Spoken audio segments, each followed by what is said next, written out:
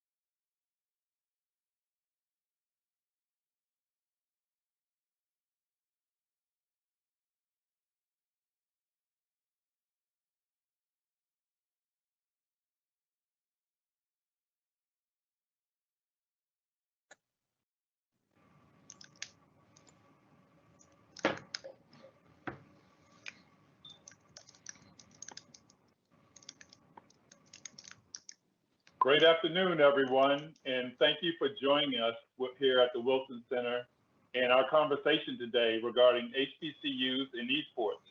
My name is John Cash, and I'm very excited to moderate this fabulous panelist of innovators. When we think about what's going on in the world now regarding esports and gaming and HBCUs, we have some innovators that will be sharing conversation. And I would just have to say, with all of them, history is really historic when you're in the middle of it. And you'll see in a little bit about what they're going to be sharing. Our topic this afternoon will be crafting esports and gaming programs for academic success. So I'm just going to share a little bit about this program and then have our panelists do a 5-minute introduction, and we'll get into the questions, followed by questions and answers. If there's any type of technical difficulty, our Microsoft team will take advantage of it, and one of the panelists will continue the conversation. Again, my name is John Cash, and again, on behalf of the Wilson Center, I just want to first of all, give thanks to everyone who've made this possible. So that would include the ambassador, Congresswoman Johnson, Elizabeth with the Wilson Center, Seneca with the White House HBCU initiative, our wonderful Microsoft team, Josh, Renata, Zierra, Maria, of course, community, and of course, all of our panelists. We're very thankful for these HBCU innovators and leaders. And lastly, but not least, you, the audience, making this possible for everyone. And we look forward to further conversations with you moving forward. So just a little bit about our program again, crafting esports and gaming program for academic success. One critical way that esports is being leveraged on campuses is to support academic success.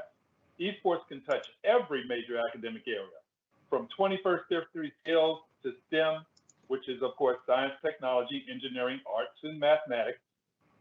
Programs can offer direct opportunities for workforce development, supporting students as they go into the gaming industry and esports, teaching students STEAM skills like coding or sport entertainment management skills. But this is just the beginning of the programs can also bridge the gap with more traditional forms of academic success, applying it across all disciplines. The sky is currently the limit, as we all know. And again, our panel will focus on where HBCUs are now and also where we hope to go. And so with that, we're going to start the introduction of our panelists, who will provide approximately a 5-minute overview about themselves, their organizations, and their programs. We'll start with Dr. Bernadette Lawson-Williams. Dr. Williams is Professor of Sport Management, Advisor of Esports Gaming Management Program at Johnson C. Smith University. Dr. Lawson-Williams, I'll let you start. Greetings, everyone. I am a proud fourth-generation HBCU graduate. I am also in my 17th year of passionate professorship at Johnson C. Smith University. As Professor Cass mentioned, I am a full tenured professor of sport management. I also serve as a founder and advisor of our esports and gaming trifecta, the first at an HBCU, which consists of an esports and gaming management minor program for JCSU students, as well as a certificate program for non-JCSU students, an esports lab, a game development club, and a highly competitive esports club that went from inception to playoffs in 6 months. Our approach is really based upon the 3 C's, from clubs, classes, to careers. And so we're so proud to boast partnerships with leading esports and gaming companies such as Riot Games, Nacon Gaming, as well as Point3, a performance apparel company based out of Atlanta, Georgia, that also serves as our official jersey provider for our esports club, and CEB Collection, an African-American owned eyewear company that serves as the official gaming eyewear provider for our esports club. We were recently nominated for the 2021 Esports Collegiate Award, and I'm excited to be with you today to share dialogue and to answer any of your questions regarding esports and academia. Fabulous. Thank you very much, Dr. Lawson-Williams. Just loving the energy I'm feeling here with everyone. Next up, I would like to introduce Dr. Robbie Melton. Dr. Melton has already been an innovator in the HBCU collegiate space, and now she is doing fabulous things with TSU, Tennessee State University, as Associate Vice President of SMART, Global Technology Innovation Center, and the Dean, Graduate School, Graduate Professional Studies at Tennessee State University. Dr. Melton, thank you very much for joining us, and if you could share some words with us. Oh, definitely. Not only am I going to share words, I'm going to compete and play and learn. Yes, you see, I'm ready. Can you all imagine an associate vice president of a university ready to play? Would you ever imagine an associate vice president all geared down from goggles? Listen, I'm ready to play. So my panelists know I came correct. On behalf of Tennessee State University, I want to share with the world that I am from a generation that would basically punish you for esports. Yes, I'm that old. I'm before Pac-Man. All of a sudden, I woke up to a whole new digital literacy STEM world, and I didn't find underserved populations, minorities, Blacks in that world. All of a sudden, I'm looking at people who are coding, people who are creating these digital games, but only less than 2% of what we consider underserved populations there. Well, I'm not old enough to do something about it. On behalf of Tennessee State University, we took a whole year in investigating the world of esports. So I have to give some shout outs. My shout out goes to John Cash. Didn't know him, looked him up, and he jumped right in to help shape, to help inform, and to put us on the pathway. I have to give a shout out to Isaiah Reese. We didn't know anything about esports. And with his Blaze Fire Games, he was able to come and share with us a whole new certificate world of esports. I really have to give a shout out to Twitch. Hello, Garvey. We were clueless. And again, I can name on and on, from community to the Fortnite. I'm here for my 5 minutes to share with you all. If you don't know, ask. If you don't know, play. Esports is not a world where you sit back. You better get involved. On behalf of the academic community, I am here to share with you that TSU offered the first graduate level course in esports. Why grad level, everyone?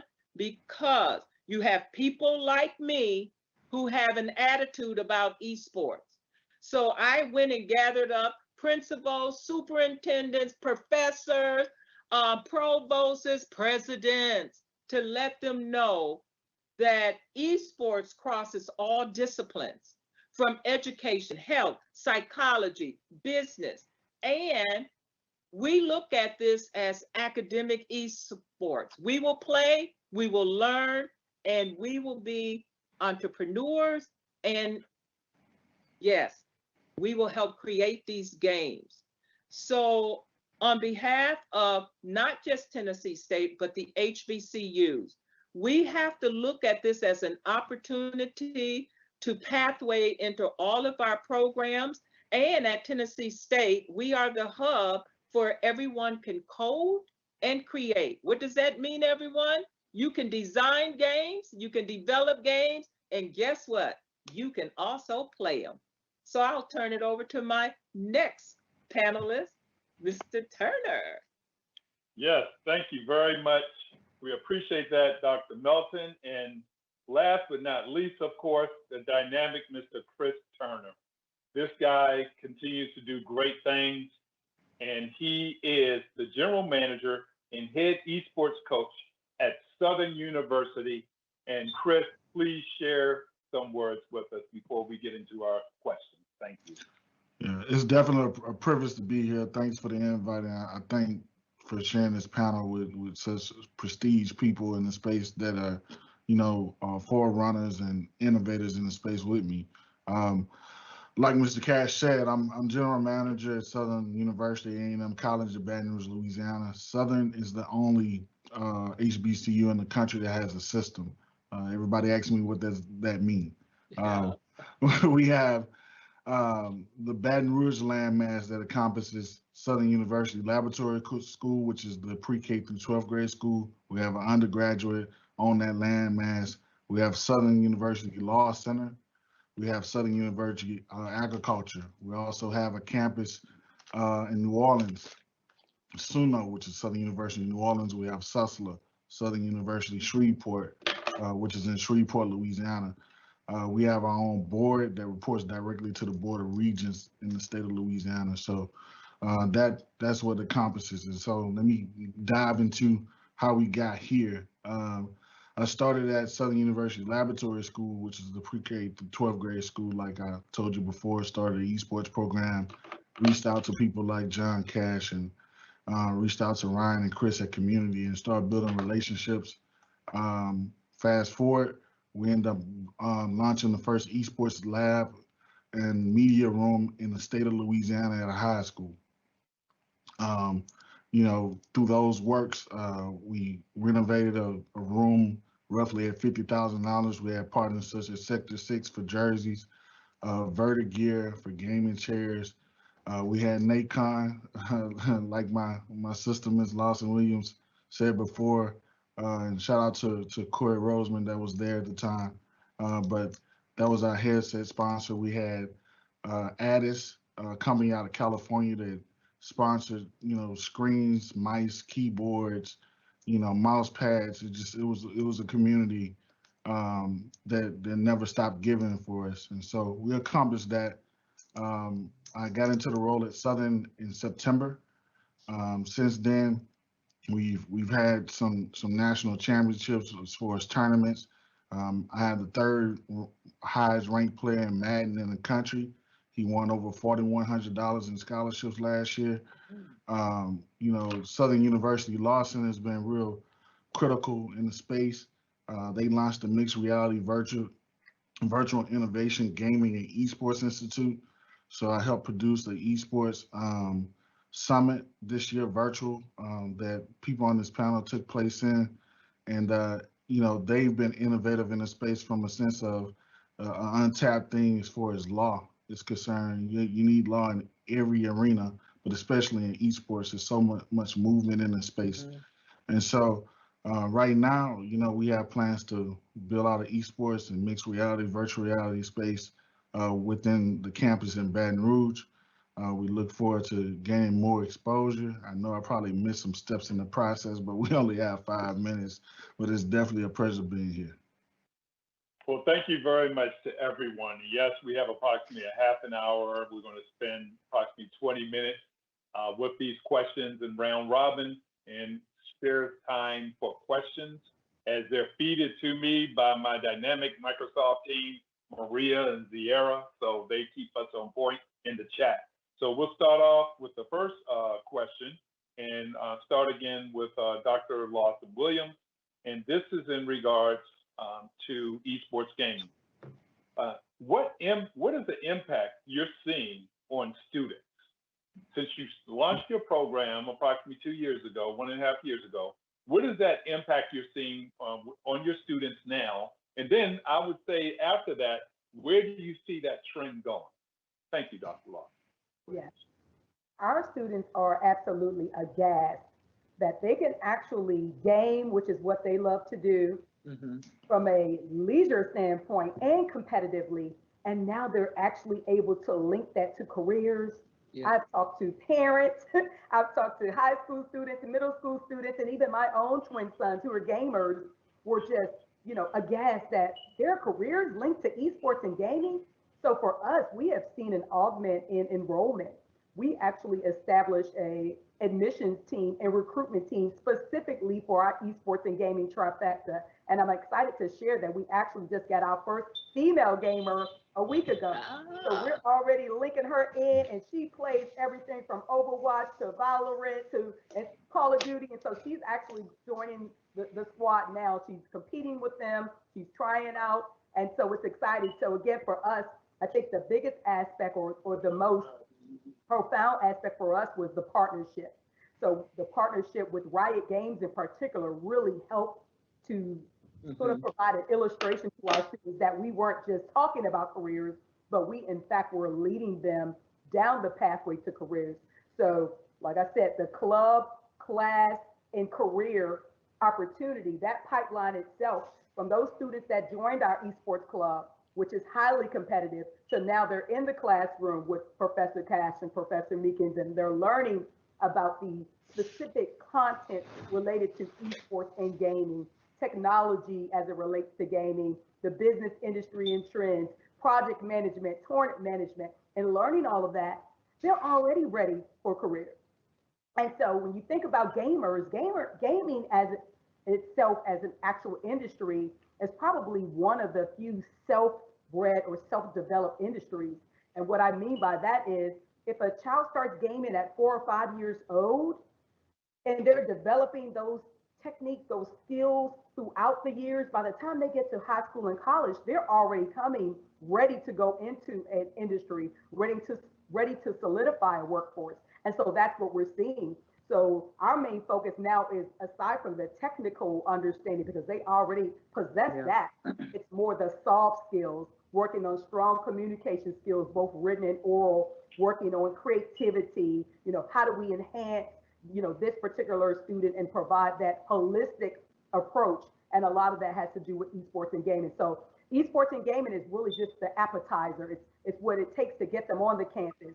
Our esports lab is going to be the focal point and the meeting space between academics and competitive gaming. And so once you have that, we're now going to be working with one of our students from my sport management program is actually going to be the esports massage therapist on duty in the fall. And it's exciting to see that come into fruition because she's actually a certified massage therapist. So in talking with her about opportunities in the esports ecosystem, she decided that she wanted to work with our esports athletes. So they'll have on duty an esports massage therapist. She's working on techniques, ascertaining information pertaining to the treatments and the types of exercises that are appropriate and preparing them for competitions. And so we're just excited. So again, the linkage, clubs, it starts out as a leisure competitive type of interaction, but when you get to the class, that content that is provided and delivered from our qualified professors, those two cemented together will automatically lead our students to careers. So it's just a matter of setting up those partnerships, establishing them, reaching out to corporations. And corporations are always looking for interns because, again, how else do they solidify the workforce? How else do they achieve the goal of diversity? Looking at not just from a racial diversity standpoint, but gender diversity as well as individuals with exceptionality, the types of assistive devices that are out on the market now. And so I think that is really, where most of us stand in terms of esports academics. That's the way to get students in, get them involved, get them engaged, because they're already passionate about esports. So just adding on the extra layer of knowledge for them that will lead them to career opportunities.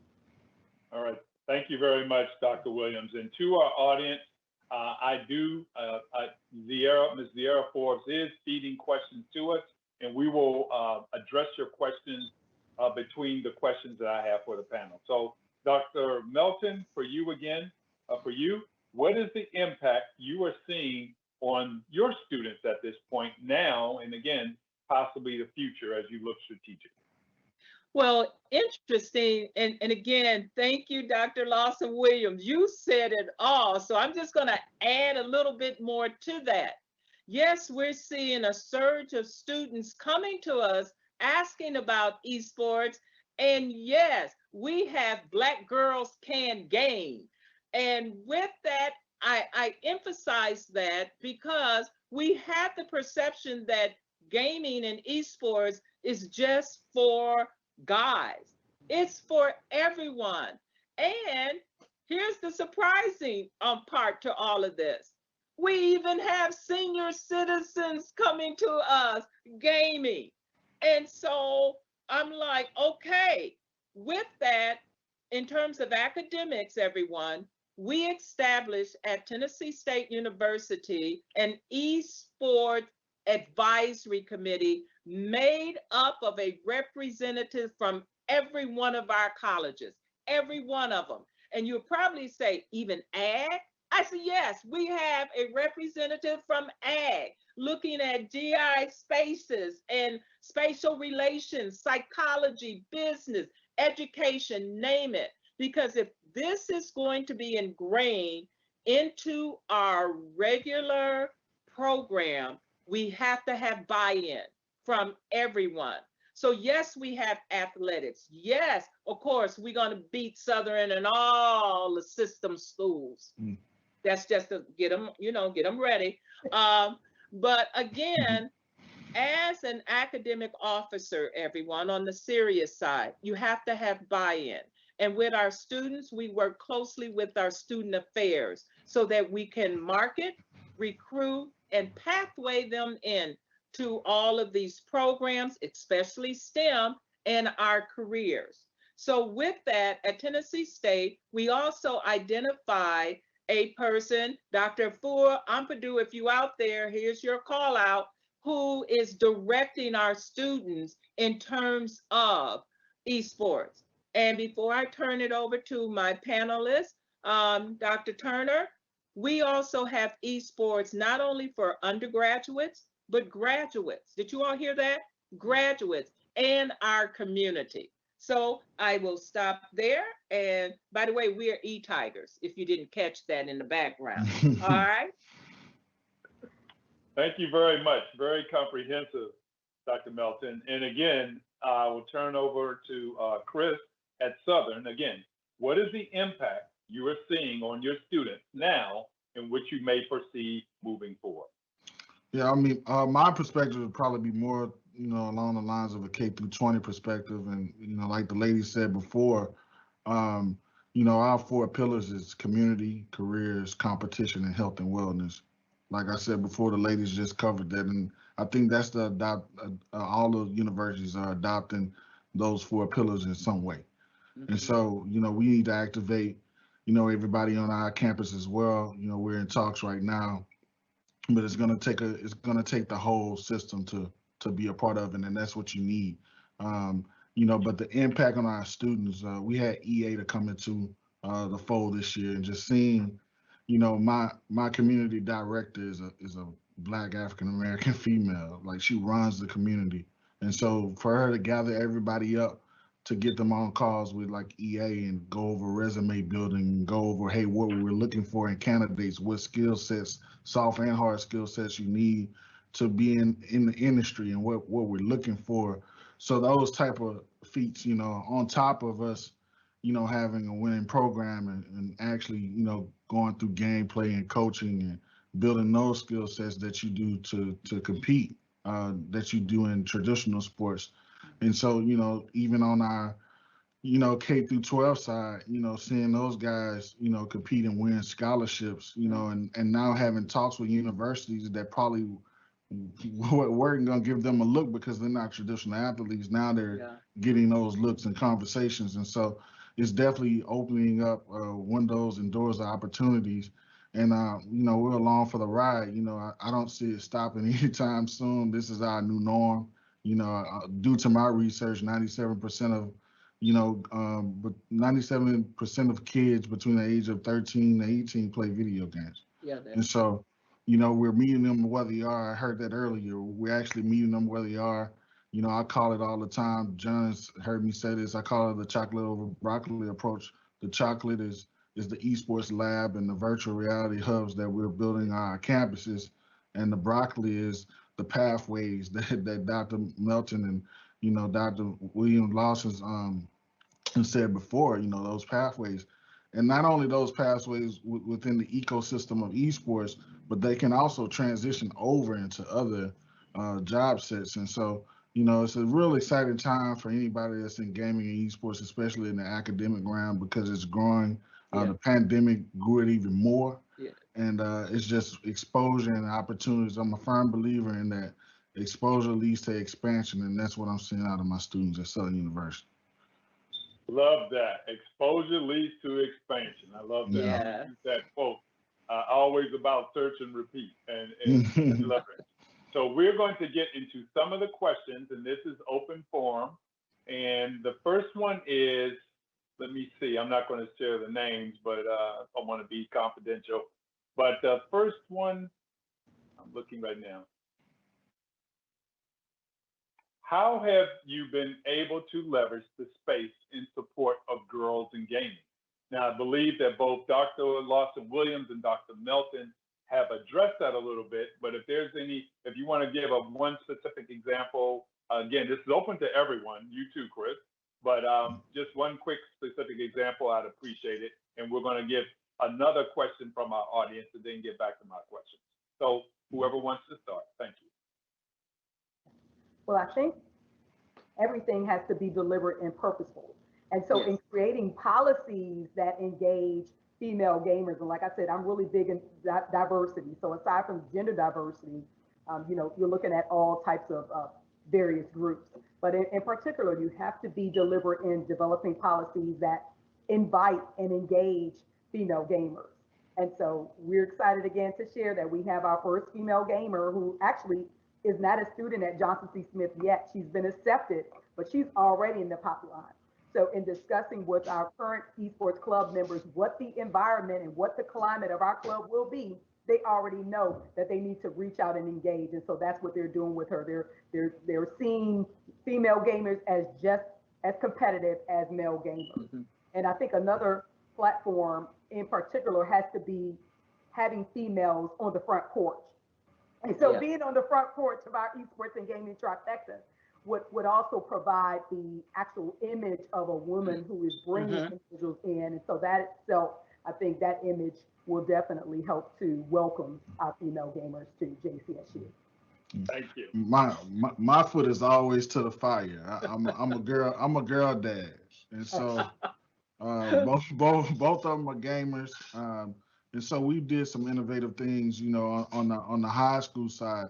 My daughter is a Smash Brothers player, so when we held photo shoot day for athletics, they were able to come in and sit in the gaming chair and take pictures with the pink headsets and get involved and get banners placed at the school.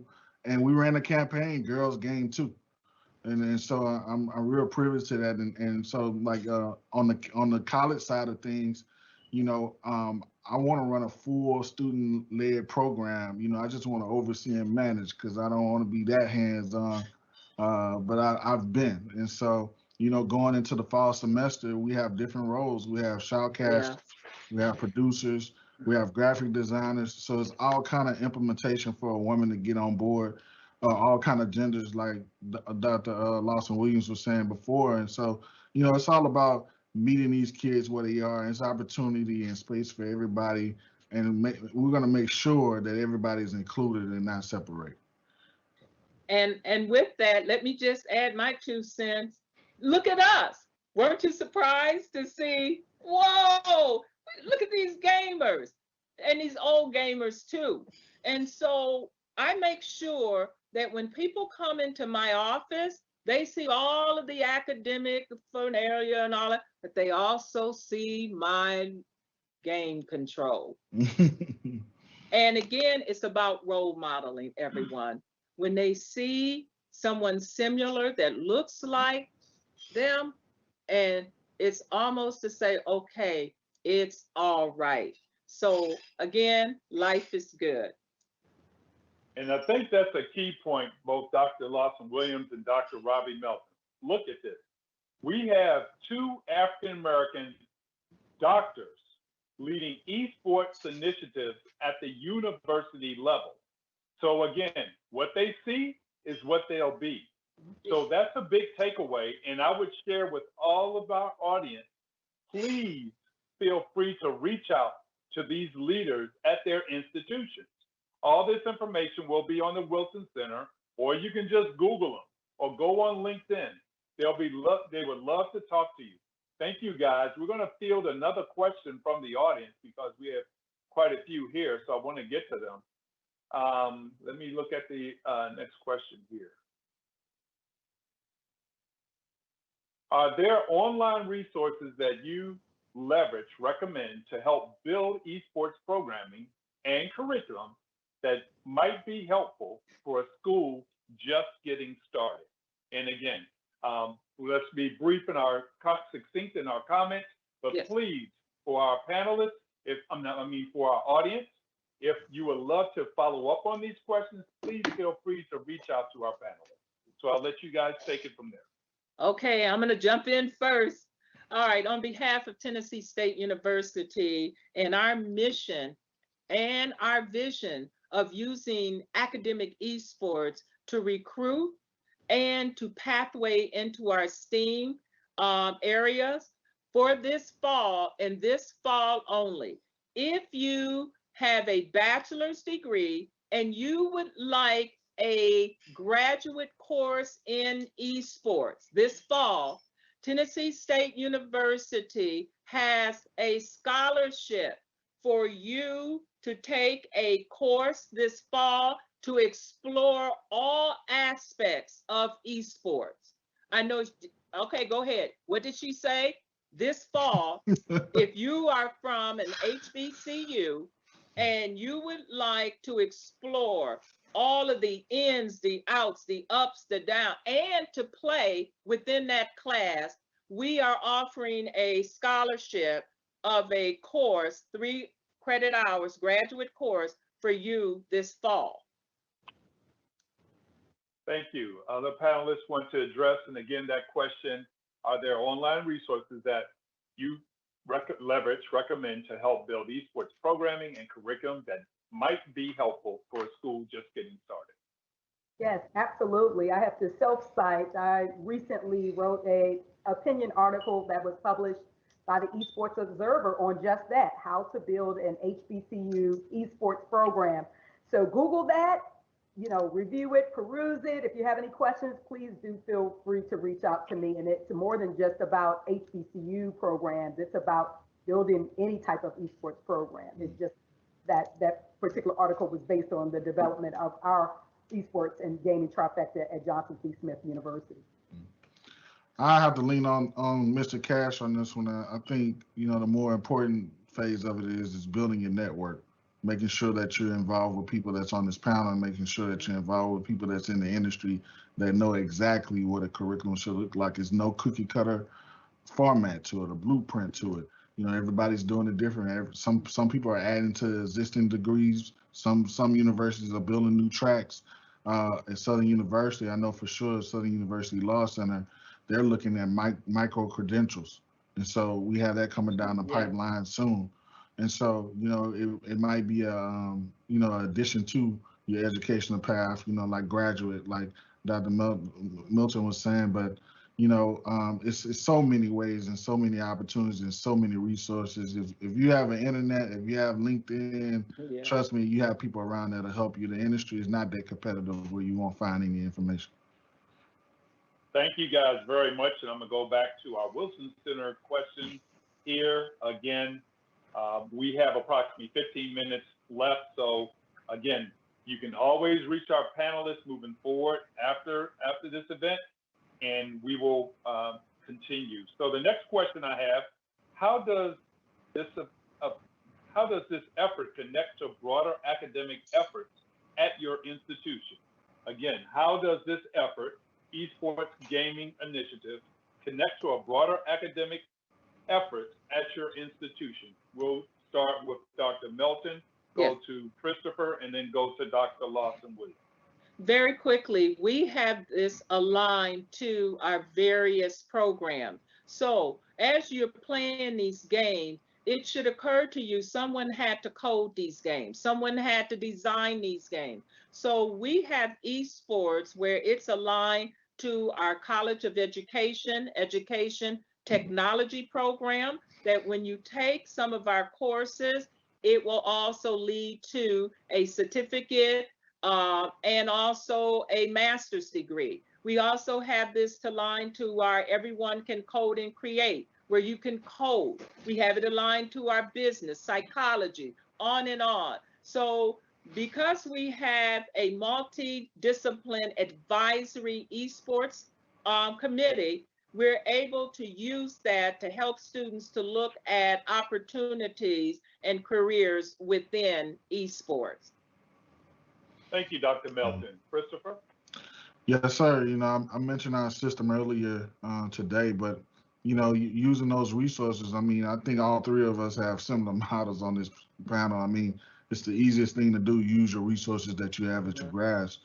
And so, to answer the question from the person that posed it, you have to look at. I'll give this fun fact, and then I'll get into the details. Gaming, not esports. Esports is a sub conglomerate of gaming. Gaming itself is bigger than the NBA, NFL, MLB, movies, and music combined. Let me say it again. Gaming itself is bigger than all those other industries combined, put together. So you have to realize where we're going and where we are.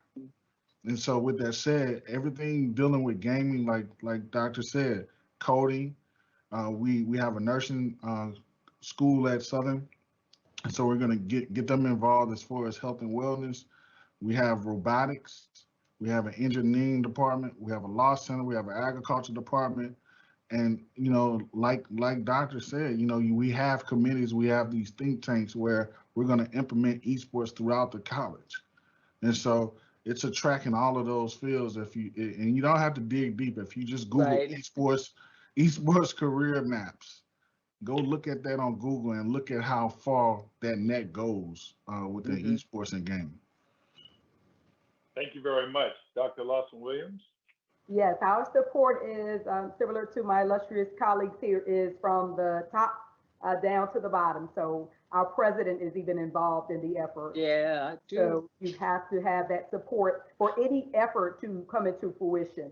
And so I think that's the biggest part of it, the network, extending it beyond the campus, making sure that you're looping in your alumni. We had an alumni donated a large amount of money recently, and it was all about esports and gaming. He was a computer science major at JCSU who graduated a few years ago, and his thought process was, gosh, if we had something like this when I was here, imagine where I would be. I said, well, you don't have to regret or imagine. You're a part of our family now. And so we're going to take those efforts and amplify, them. And so students won't have to feel like they don't have. They have it now. They have the opportunity now. And so we'll take those efforts and make sure that they're turned into something awesome. So I think it's essentially the same, taking that network. Thank you guys for sharing. I'm going to dial back into a couple of questions. I'm sharing the questions from the audience as they come in, but some of these have been addressed, I feel, from our illustrious panel, but I still just want to share them just in case the panelists have another nugget to share. So the next one is, my school has pushed back on launching an esports program. They believe it's too much of a distraction that takes away students from their studies. Do you think this is the case? If so, what solutions do you recommend?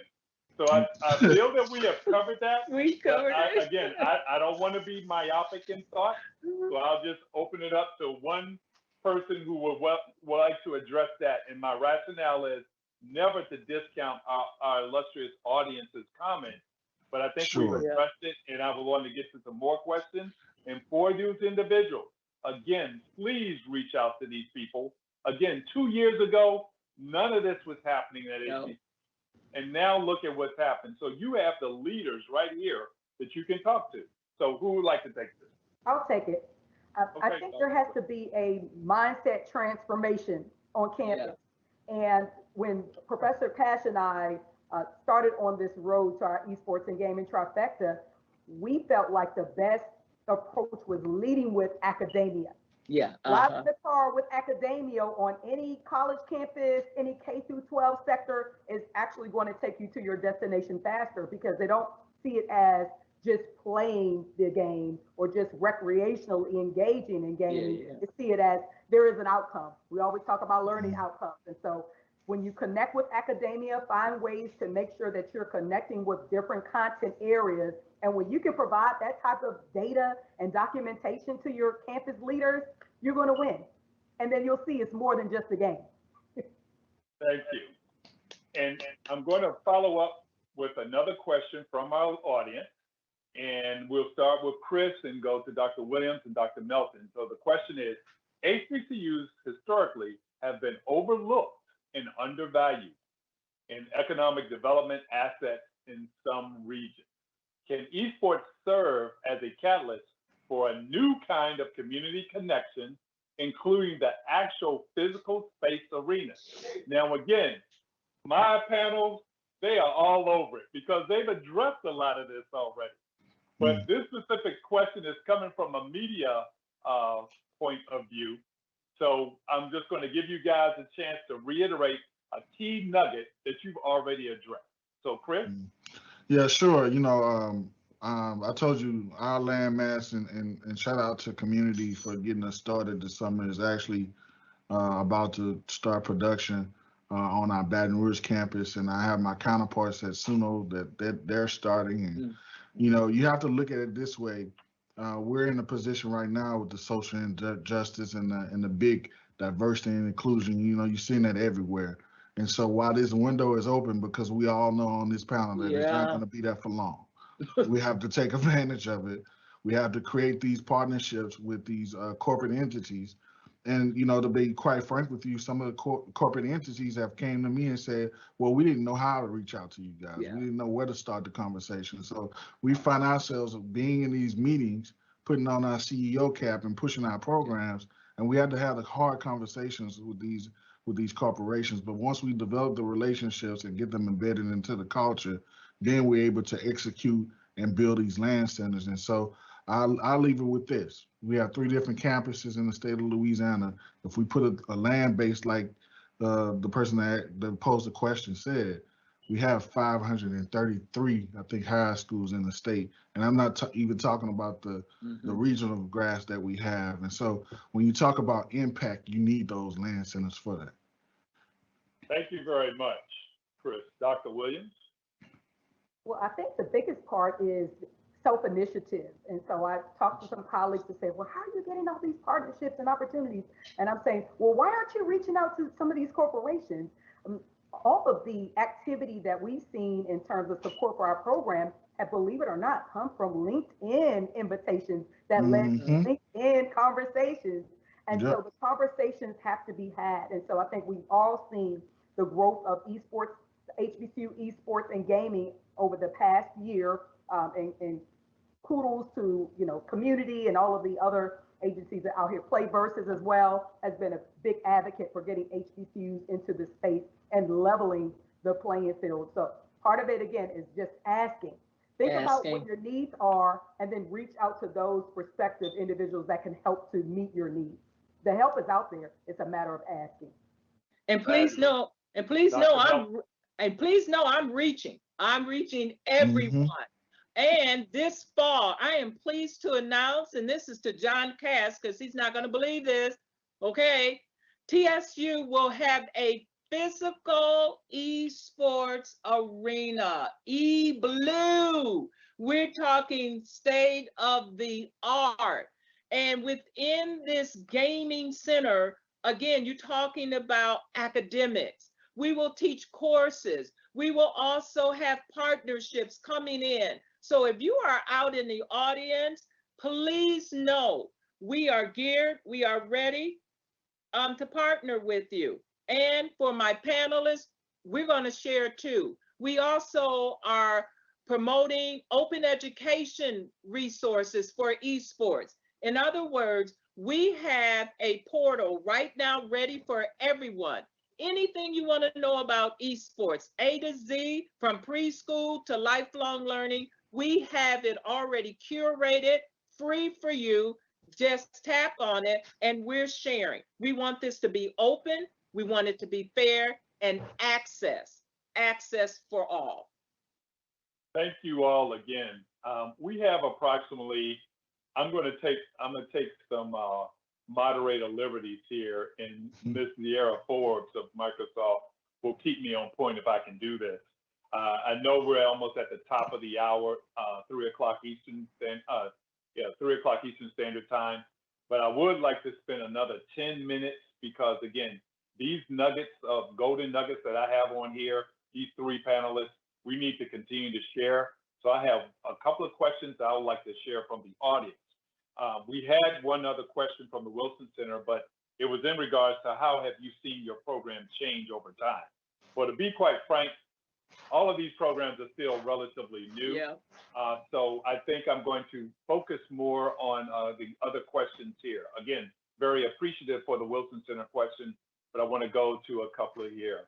The next one seems, it seems like all high-level athletes play a lot of video games in their downtime. Is there a strong opportunity for HBCUs to leverage the visibility of traditional sports athletes to draw attention and dollars to your esports program? So Dr. Lawson Williams and Dr. Melton and Dr. Turner. And again, this will probably be our last question, so we'll look at how succinct we can be with it. Thank you, Dr. Williams. Yes, we're on it at Johnson C. Smith University. So I'm in close contact with our athletic director, and I will continue to engage him regarding opportunities to collaborate. My background is in sport management. So, you know, for the past 24 years, I've been knee deep in traditional sports. And now, you know, I'm back in esports. I was actually a gamer girl back in the day. So Pac-Man, Asteroids, those are my games. But again, now I'm living vicariously through my twin sons who are avid gamers. And through that, in addition to the initiatives that we have going on at Johnson C. Smith University, we're on it. And so you will see a number of initiatives solidified over the next few months once we return to campus that will engage both traditional sports as well as esports on our campus. Okay, I'll jump in. I'm ready. As you know, and if you didn't know, and I hope Mickey Allen, our AD, is listening, we have a new football coach, Eddie George. And Eddie George is a gamer. So come on, everybody. Yes, Eddie George is a gamer. And I'm sure he's going, yes, Robbie, we're ready for you all. So yes, we are aligning not only our top athletes, professors, whatever, we're going all the way again into our community. Tiger Bell, we have women gamers. So we're leveraging, because again, the end results that all of us have been pushing, academics. Very good. Chris? Well, you know, I think we all are on to something. I have to get a shout out to Damian White. Damian White has been responsible for the SWAC conference that we're in to start esports at a conference level in partnership with NACE. And so you're going to start seeing activations at football games and things of that nature, basketball games as well. They just did a big activation at the SWAC championship, like full stage, invited all 10 schools out. We're about to go to 12 schools within our conference. And so, you know, to the athletes that are professional, I say it's time to come back home. It's time to get in it. I mean, you see the activations as far as them having sponsorship deals with companies like HyperX and Logitech, stuff of that nature. So it's an open door for them to give back. I mean, they know the benefits of gaming. They do it every day. They're seeing benefits of it, and so it's just time, you know, to start having those hard conversations. Like I said before, and you know, we just announced that the Southern University Law Center, through their institute, just launched a partnership with Generation Esports, which is the biggest K-12 provider in the country right now. And so they just did a 3-year commitment for 1.5 million sponsorship and labs, and we did a $1 million sponsorship promise within the next 3 years. And so, you know, like you said, all you have to do is ask, activate those sports. You need that photo likeness from those guys, man. It's, you know, you don't have to give money amounts all the time. Just come and show your presence, and you know, we can make stuff happen just off of your photo likeness and you being a part of the program. Thank you very much. This is great, you guys. I'm just checking the meeting chat to make sure that I'm not getting blowback from my my people in the sky, in the virtual sky, managing this. I'm looking at other questions here. So this is a great one. for everyone, this might be our last. We'll see. Where do you see the future of esports at HBCUs in 10 years from now? 10-year goals or 10 years from now? And I'm just going to let you guys have at it with that one. Ladies first. Well, you're definitely going to see Johnson C. Smith University with a varsity team. I feel like we're only 1 or 2 years, away from that. Like I said, with our esports club going from inception to playoffs in the college Call of Duty league in 6 months, for us, that was just, fanatical. So it's just fantastic. And so we're amped up. We're excited. We're ready to go. And so you're going to see a lot more competition, even within this past first year of HBCU esports. Look at the competition. Look at the innovation that has, come into fruition. So we're going to see it amplified times 20 within the next few years. And on behalf of Tennessee State, I see us taking esports, the technology, the innovation, the psychology of how it attracts students, retains students, to use it across all of our programs. And there will be, and did you already know, there's esports track and field, there's esports golf. We are going to have the full spectrum of esports at Tennessee State University. And let me just end by saying, everybody get ready, Tennessee State was the international winner of FIFA. FIFA. Nice. Congratulations. Sure.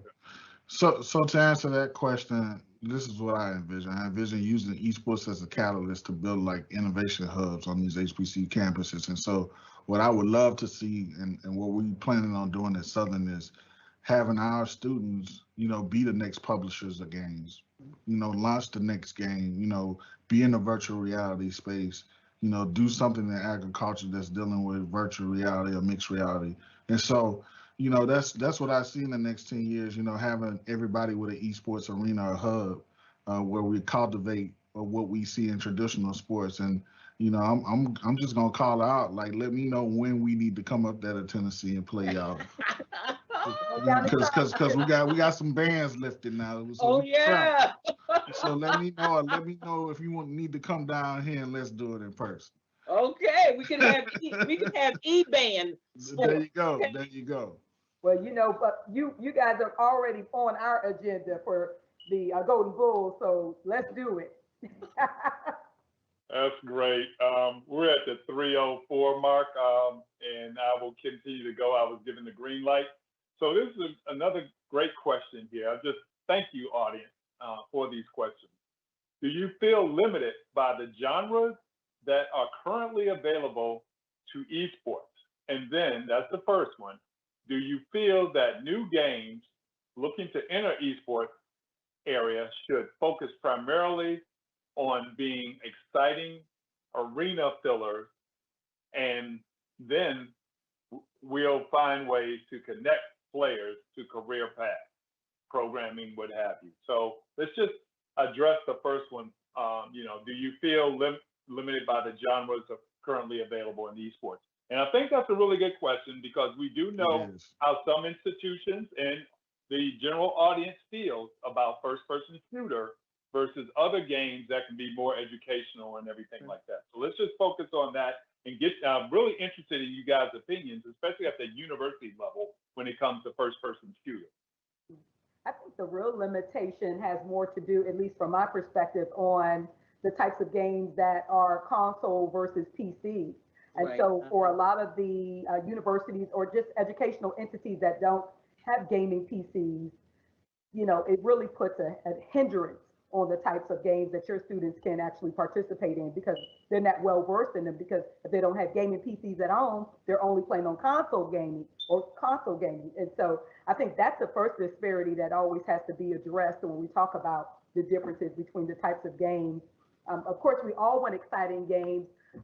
I wasn't a proponent of first-person shooter games specifically. I have twin sons that are almost 12 now, and they started having an interest in first-person shooter games at about 9 or 10.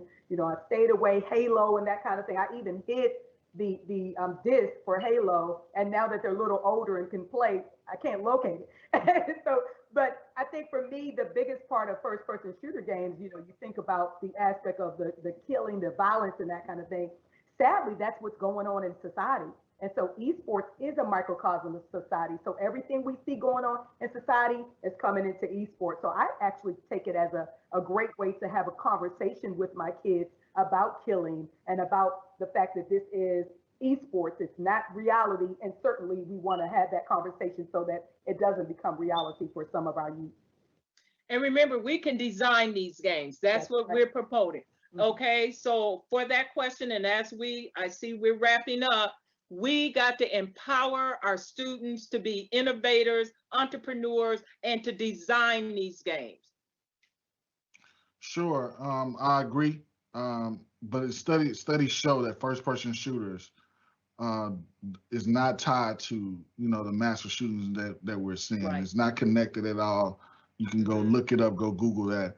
And as far as accessibility to the games, and I said it before, to the panel and to our moderator, exposure leads to expansion. Once we start providing these PCs and start adding these particular games and get these kids on the games, they see how fun it is, and they develop those skill sets, we'll be able to compete with all the other PWIs. It's just a matter of time. Well, I thank you again on behalf of the Wilson Center, led by Elizabeth and her fabulous team, Microsoft Operational. I want to thank Dr. Lawson Williams, Johnson C. Smith University, Dr. Robbie Melton, Tennessee State University, Mr. Chris Turner, Southern University, pillars and leaders in HBCU esports and gaming, doing great things. Audience, please reach out to them, LinkedIn, their personal accounts at university, and myself, John Cash, a proud HBCU graduate, a proud HBCU adjunct professor, and service officer. I'm glad on behalf of everything here at Wilson Center, we appreciate this, and I look forward to this segueing toward the White House HBCU initiative, which we're working on also. So on that note, I will turn it over, and please continue to join us. Next is our Microsoft Minecraft program. So that will be the next portion. And I'm out.